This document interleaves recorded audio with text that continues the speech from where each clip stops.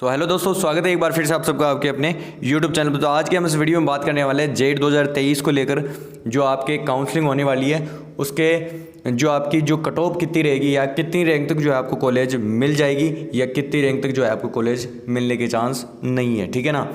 तो देखिए शुरू करते हैं। पहले बात करेंगे हम SC ST OBC और EWS या MBC क्या होता है उसके बारे में। ठीक है, तो ये सभी क्या है कैटेगरी है। आपकी कैटेगरी के हिसाब से आपको अलग अलग जो है सीटें अलॉट की जाती है। आपकी कैटेगरी होती है उसके हिसाब से जो आपकी जो है काउंसलिंग होती है उसके आधार पर ही जो आपको सीटें अलॉट की जाती है। ठीक है ना। देखिए SC ST की बात करें, ये सबसे कम जो कट ऑफ जाती है इन दो श्रेणियों की जाती है। ठीक है, सबसे कम जो कट ऑफ जाती है इन दोनों की श्रेणियों की जाती है। इसमें क्या होता है जो आपके व्यक्ति आते हैं उनकी बात करता हूँ। जैसे मीणा हो गया, ठीक है, मीणा हो गए या फिर आपके जो भी सेन हो गए, ये सब इसमें SC ST में आते हैं। ठीक है ना।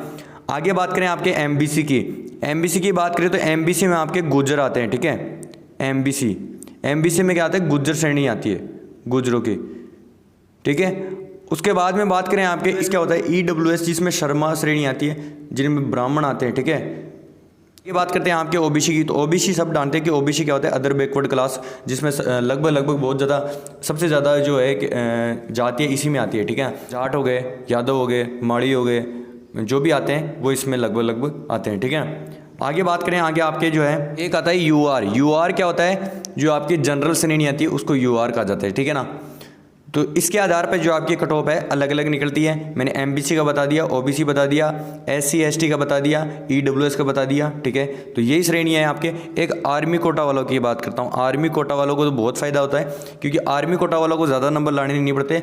उनकी जो है आसानी से बहुत कम मार्क्स पे है जो आपके सिलेक्शन हो जाता है। ठीक है, क्योंकि आर्मी कोटा से बहुत कम ऐसे कैंडिडेट होते हैं जो आर्मी कोटा से भरते हैं। ये कट ऑफ की देखो रैंक के आधार पर बात करें, आपकी रैंक मैं बता देता हूँ। अगर 4000 के अंदर है, ठीक है, मैंने 3800 प्लस इसलिए बताया था क्योंकि आपकी जो है 3800 के अंदर है तो उसमें चांस बहुत ज़्यादा अधिक होते हैं क्योंकि आपको नॉर्मल सीट मिल जाती है। ठीक है, उसमें नॉर्मल सीट मिलने के चांस अधिक हो जाएंगे। ठीक है, अब बात करते हैं 4000 के अंदर आपकी रैंक है। जैसे कि आप मान लो कि आपकी जो है कैटेगरी वाइज तो आपकी कट ऑफ कितनी है, जैसे आपकी रैंक है 1700 या फिर 1000 के अंदर है। ठीक है, 1000 के अंदर है या फिर आपकी ये मान लो कि 2000 के अंदर है।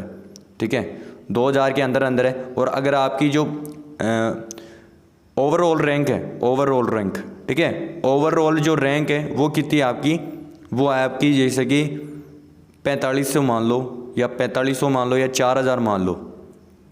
ठीक है, 4000 या 4500 अगर आपकी रैंक है तो आपको जो मिलने के चांस अधिक होते हैं। ठीक है, मैं ये नहीं कह रहा कि आपको मिलने के 100% चांस होते हैं। 100% तब होंगे जब आपकी जो ओवरऑल कट ऑफ है वो 3800 के अंदर होगी। ठीक है, 3800 के अंदर होगी तो आप है को 100% जो मिलने की गवर्नमेंट सीट मिलने के अधिक चांस होते हैं। ठीक है, बाई चांस अगर आपको नहीं मिलती है तो आप क्या करना, जो स्पॉट काउंसलिंग होती है उसमें आप लगा सकते हो। ठीक है, स्पॉट काउंसलिंग में बहुत सारी सीटें जो है आपकी खाली रहती है। आपकी काउंसलिंग के 3 राउंड होते हैं। ठीक है, फर्स्ट राउंड होता है, सेकंड राउंड होता है और थर्ड राउंड होता है। ठीक है, उसके बाद में क्या होता है आपके सेकंड काउंसलिंग स्टार्ट होती है। कई बार सेकंड काउंसलिंग अगर इसमें जो है सीटें खाली रह जाती है तो ठीक है, अगर उसके बाद भी नहीं होता तो आपकी स्पॉट काउंसलिंग होती है। ठीक है, स्पॉट काउंसलिंग में क्या होता है, आपको जहाँ पे भी जिस भी कॉलेज ने जो आपकी काउंसलिंग करवाई है वो आपको वहाँ पर स्पॉट पे बुलाती है कि यहाँ पे आपको आना है।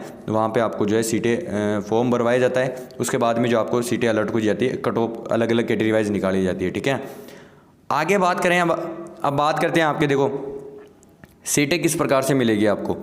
सीटें 2 प्रकार से मिलती है आपको। एक तो नॉर्मल सीट मिलती है और एक मिलती है आपको पेमेंट सीट। ठीक है, नॉर्मल सीट की बात करूँ, नॉर्मल सीट की कट ऑफ जो है तो हाई जाती है और पेमेंट सीट की जो कट ऑफ है आपके 20 से 30 नंबर कम जाती है। ठीक है, यानी एक तो नॉर्मल सीट होती है किसी यूनिवर्सिटी में, एक होती है आपकी पेमेंट सीट। नॉर्मल सीट की जो कट ऑफ जाती है वो आपके हाई जाती है। उसके बाद में पेमेंट की बात करें तो पेमेंट की उस कट ऑफ से 20 से 30 नंबर कम कर लेना, वहाँ तक जाती है। ठीक है ना, तो ज़्यादा फर्क नहीं होता इसमें। पेमेंट सीट की बात करूँ तो पेमेंट सीट पे आपको फ़ीस देना होता है। ठीक है, पेमेंट सीट का मतलब ये नहीं है कि आपको जो है आप सीट खरीद रहे हो, खरीदते नहीं है, इसके अंदर मिलता है वैसे ही है, लेकिन आपको जो है यूनिवर्सिटी में आपको जो है फ़ीस एक्स्ट्रा पे करनी पड़ती है। यानी अगर आपकी नॉर्मल सीट पे फ़ीस है 20,000 रुपये, ठीक है, 20,000 रुपये पर ईयर, तो आपको यहाँ पे पर ईयर आपके 40,000 रुपये लग सकते हैं, 40 से 45,000 रुपये जो है पर ईयर लग सकते हैं या पर सेमेस्टर लग सकते हैं, ठीक है। अब बात करते हैं आपके यूनिवर्सिटी की जो कट ऑफ कितनी जाती है फिर आपकी, ठीक है। देखो यूनिवर्सिटी की बात करें तो यूनिवर्सिटी जैसे कि एसकेएन यूनिवर्सिटी है, एसकेएन यूनिवर्सिटी में लगभग 120 सीटें हैं, ठीक है। 120 सीटें हैं, तो इनमें से क्या कर रहा है आपके जो अगर आपकी कैटेगरी यानी ओवरऑल आपकी रैंक है, ठीक है, ओवरऑल आपकी रैंक है, ओवरऑल रैंक है तो वो कितनी आपकी 100 के अंदर अंदर है, ठीक है। मैं 100 के अंदर बात कर रहा हूँ, 100 के अंदर अंदर आपकी जो है ओवरऑल रैंक है 100 के अंदर अंदर, ठीक है। तो आपको जो है यूनिवर्सिटी मिलने के चांस अधिक होते हैं। लेकिन बात करें आप देखो ओवरऑल में क्या हो गया, इसमें आपकी जो पेमेंट सीट और नॉर्मल सीट दोनों की बात कर रहा हूँ, दोनों है 100 के अंदर, ठीक है ना। अगर नॉर्मल सीट की बात करो तो नॉर्मल सीट आपकी 60 सीटें ओनली एसकेएन में 60 सीटों की लगभग होती है। पेमेंट सीट की बात करूँ तो पेमेंट सीट लगभग 40 के लगभग होती है। आपके ये इसको बढ़ाकर 70 कर दी है, शायद 70 के लगभग है, और 40 सीटें ये होती है, ठीक है, 40 या 45 के लगभग ये होती है, ठीक है, सीटें ये होती है। अगर आपकी रैंक है वो 60 के अंदर अंदर है, ओवरऑल रैंक 60 के अंदर अंदर है तो आपको नॉर्मल सीट मिल जाएगी, ठीक है। कि कौन सी नॉर्मल सीट मिल जाएगी। पेमेंट सीट की बात करूँ तो पेमेंट सीट है जो आपको अगर 100 के अंदर अंदर है तो पेमेंट सीट भी मिलने की चांस होते हैं, ठीक है ना।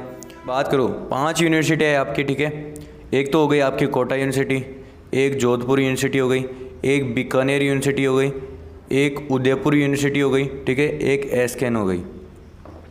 ये 5 यूनिवर्सिटी है, ठीक है। इसके अंडर जो है कॉलेज आपके गवर्नमेंट कॉलेज आती है लगभग, ठीक है। अब देखो इनमें बात करें, इनमें टोटल सीटों की बात करें तो एक कॉलेज में अगर आप 120 सीटें भी मानते हैं या मान लो आप 100 सीटें भी मानते हैं, ठीक है, एक यूनिवर्सिटी में अगर आप 100 सीटें भी मान रहे हो, ठीक है, 100 सीटें भी है तो 5 से गुणा कर दो, 500 सीटें होगी लगभग, ठीक है। ये मैं बात कर रहा हूँ आपके नॉर्मल और पेमेंट दोनों की बात कर रहा हूँ, ठीक है, नॉर्मल और पेमेंट दोनों की बात कर रहा हूँ। नॉर्मल सीट भी है इसमें, पेमेंट सीट भी है, ठीक है। अगर आपकी कट ऑफ ओवरऑल मैं मानता हूँ कि 400 के अंदर अंदर है, ठीक है, अगर 400 के अंदर अंदर है तो आपको 100% है यूनिवर्सिटी मिलने के चांस होते हैं, ठीक है ना। ये बात ध्यान रखना। आगे बात करते हैं आपके गवर्नमेंट कॉलेजों की बात कर रहा हूँ। गवर्नमेंट कॉलेजों में लगभग जो आपकी कट ऑफ देखो 3800 के अंदर अंदर है तो आपको 100% है जो कॉलेज मिल जाएगी गवर्नमेंट कॉलेज, क्योंकि आपकी जो सीटें हैं लगभग आपकी जो 60 कॉलेज है, लगभग गवर्नमेंट कॉलेजों की संख्या कितनी है 60 है। अगर 60 को आप 60 से मल्टीप्लाई भी करते हो तो कितनी होती है 3600 के लगभग होती है, ठीक है। ये बात कर रहा हूँ आपके नॉर्मल सीटों की, पेमेंट सीट की बात नहीं है, ये नॉर्मल सीटों की बात है, ठीक है। नॉर्मल सीटों की बात कर रहा हूँ, ये नॉर्मल सीटें आपके 3600 के लगभग है। पेमेंट सीट मान लो आप, पेमेंट सीट पे आपको 300 या 400 पेमेंट सीटें होती है लगभग, ठीक है, उनकी बात करो तो पेमेंट सीट ये मान लो, पेमेंट सीट पे अगर आपको मिल रही है तो आपको ये मानो कि आपको 4000 या 4200 के लगभग जो आपकी कट ऑफ है, ये ओवरऑल रैंक है आपके 4200 के लगभग, तो आपको जो है पेमेंट सीट भी आराम से मिल जाएगी। अब बात करते हैं, देखो बहुत सारे स्टूडेंट का जो है डाउट था कि सर हमारे जो है जो काउंसलिंग है इसमें ओवरऑल, देखो आप है ना कैटेगरी वाइज ना देखें, कैटेगरी वाइज कभी भी ना देखें इसको, ओवरऑल आप रैंक देखें, ओवरऑल के हिसाब से जो आपको सीटें अलॉट होगी। अगर ओवरऑल में अगर आप फाइट कर रहे हो तो बहुत अच्छी बात है, उसमें 100% चांस होते हैं आपको कॉलेज मिलने के। कॉलेजों की बात करें, कॉलेज आपकी जो है 5 कॉलेज नई खुल चुकी है तो आपकी सीटें लगभग है 4042 के लगभग हो चुकी हैं। अब आपको बात करते हैं कि जैसे कि आपको जो काउंसलिंग विद्यार्थी को करवानी है, देखो आप है ना काउंसलिंग सब करवाए, क्योंकि काउंसलिंग करवाना ज़रूरी है। यहाँ से बहुत से स्टूडेंट ऐसे होते हैं जो काउंसलिंग नहीं करवाते हैं लेकिन उनको क्या है कॉलेज मिल जाती है, ठीक है, उन नंबर वालों को, ठीक है। तो इस चीज़ को ध्यान रखें कि आप काउंसलिंग ज़रूर करवाएं। काउंसलिंग अगर आपको कॉलेज अलॉट नहीं होती है, अगर आपको कॉलेज ना ही मिल रही है तो आपको जो है 5000 रुपये आपके जो रिफ़ंड कर दिए जाएंगे, ठीक है, यानी 5000 रुपये आपके जो है वापस कर दिए जाएंगे। अब इसमें यह है कि आप जो 5000 रुपये आप डिपॉजिट करोगे तो आप अपने अकाउंट से करें, ठीक है। ज़्यादातर क्या होता है अपने ई मित्र वाले अकाउंट से कर देते हैं तो उनके खाते में चले जाते हैं, वो फिर बाद में आपको परेशानी होती है, ठीक है।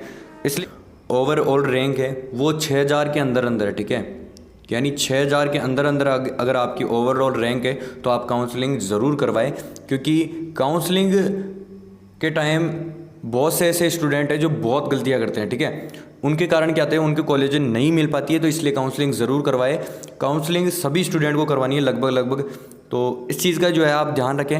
और एक चीज़ का और ध्यान रखें, आप एक चीज़ का और ध्यान रखें, अगर आपको प्राइवेट कॉलेज नहीं लेनी है तो आप प्राइवेट कॉलेज ना लगाएं, ठीक है।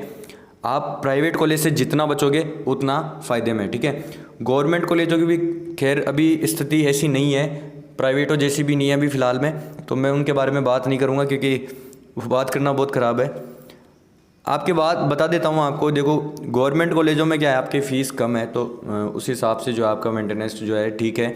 अगर आपके जो है किसान वर्ग से आप श्रेणी में जो है सब ज़्यादातर बिलोंग रखते हैं, तो इस चीज़ का ध्यान रखें कि आपके जो पेरेंट्स के पास इतने पैसे नहीं होते, कईयों के पास जैसे कि 4 लाख 5 लाख रुपए, तो आप प्राइवेट में इतने इन्वेस्ट नहीं कर सकते, ठीक है। तो 4-5 लाख रुपए आपके पास नहीं है तो आप जो है दोबारा भी कर सकते हैं। कॉलेजों के देखो मैंने गवर्नमेंट कॉलेज बता दिया, आपके लगभग 29 कॉलेज पिछली साल नहीं खुली थी, अब की साल 5 कॉलेज आपकी नई ऐड कर दी गई है। अब उनमें सीटें कितनी हैं ये अभी तक जो है कंफर्म नहीं हुआ है, जैसे ही कंफर्म होता है मैं आपको बता दूंगा। आपके एक चीज़ बता देता हूँ आपको फ़ीस को लेकर, ठीक है। मैंने बहुत सी फ़ीस को लेकर जो है वीडियो बना रखी है ऑलरेडी, तो आप उस वीडियो को देख सकते हैं, क्योंकि कई स्टूडेंट ऐसे होते हैं उनकी एज बहुत ज़्यादा हो चुकी है लेकिन उनको अब की बार जो है कम नंबर आने की वजह से आपको सीट लेनी ही लेनी है, इसलिए इस चीज़ का भी ध्यान रखिए। अगर आपकी एज है, देखो एज को लेकर मैं एक बार आपको फिर से कंफर्म कर देता हूँ, 25 साल तक जो है आप जेट की एग्ज़ाम दे सकते हैं, ठीक है। यानी 25 साल तक जो है आप जेट की एग्ज़ाम दे सकते हैं, 25 साल के बाद आप जेट की एग्ज़ाम नहीं दे पाएंगे, ठीक है। क्योंकि अगर आप 25 साल बाद जेट की एग्ज़ाम देखते हो तो आपकी जो है ग्रेजुएशन होते होते आपके जो आप 29 के जाएंगे, तो ये चीज़ नहीं है। इसलिए जेट वालों ने ये गाइडलाइंस जारी कर रखी है कि 25 साल से ऊपर जो है आप नहीं दे पाएंगे। अगर आपकी एज है लगभग 20 प्लस हो रही है तो इस चीज़ का ध्यान रखिए। अगर आपकी 20 प्लस एज है तो आप इस साल कॉलेज ले क्योंकि बहुत ज़्यादा कंपटीशन है, तो इस वजह से आपको बाद में तैयारी के लिए मौका नहीं मिलेगा, ठीक है। तो इस चीज़ का भी ध्यान रखें कि 20 प्लस अगर आपकी एज हो रखी है तो आप ज़रूर कॉलेज ले लें, चाहे प्राइवेट ले। प्राइवेट कॉलेजों की मैं आपको सूची बता दूंगा कि कौन कौन सी कॉलेज ही लगाए आप, ठीक है। उस चीज़ का भी एक ध्यान रखें। अब बात करते हैं लगभग आपको जो है अगर आपकी एज कम है तो कोई दिक्कत नहीं है, आप अगर आपको कम नंबर भी है तो आप दोबारा कोशिश कर सकते हैं या फिर दोबारा आप दे सकते हैं, ठीक है। उस चीज़ में आप कोई वो ना करें क्योंकि कॉलेज बहुत ज़्यादा है, आपकी सीटें भी बहुत ज़्यादा है, ठीक है। तो आप आराम से 2-3 महीने मेहनत करके आराम से एक गवर्नमेंट कॉलेज ले सकते हो, ठीक है। तो ये गवर्नमेंट कॉलेजों की बात कर दी है मैंने, फ़ीस की बात कर दी, आपके डॉक्यूमेंट्स की बात की। देखो डॉक्यूमेंट्स बहुत ज़रूरी है क्योंकि काउंसलिंग के समय अगर डॉक्यूमेंट्स नहीं है तो आप काउंसलिंग नहीं करवा पाएंगे। मैंने पहले भी इस एक वीडियो के माध्यम से बताया था आपको कि इसमें डॉक्यूमेंट्स कौन कौन सी चाहिए। तो डॉक्यूमेंट्स की जो है मैं वीडियो के लिंक दे दूँगा आपको डिस्क्रिप्शन में, वहाँ से जाकर आप देख सकते हैं। सीटों की बात करें, सीटों की आप जो है मैंने अलग से वीडियो बना रखा है कि कौन सी कॉलेज में कितनी सीटें हैं पिछले साल की तुलना में, ठीक है। पिछले साल जो सीट मैट्रिक्स जारी हुई थी उसमें कितनी सीटें थी, अब की साल जो कितनी सीटें रहने वाली है उनके बारे में बात करेंगे, ठीक है। जब आपकी सीट मैट्रिक्स जारी कर दी जाएगी तो मैं आपको सबसे पहले इस वीडियो के माध्यम से या इस चैनल के माध्यम से आपको बता दूंगा, ठीक है। तो मिलते हैं अगले वीडियो में, तब तक के लिए जय हिंद जय भारत दोस्तों, थैंक यू।